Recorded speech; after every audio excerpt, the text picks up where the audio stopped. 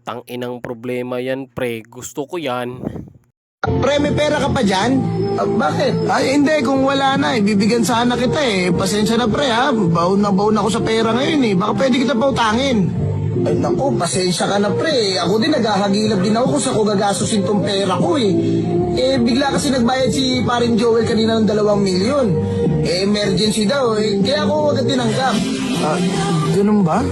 Sige, maghahanap na lang ako ng ibang papautahin ko, tol. Salamat, ha? Pasensya na talaga, tol. Hindi, wala yun. Salamat, tol, ha? Kapit lang, pre. Oo, tol. Nakakaya din natin to. Pasensya na, naistobo pa kita, ha?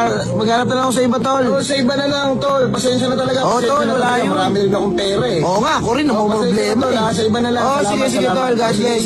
Ingat. Hirap talaga pag maya.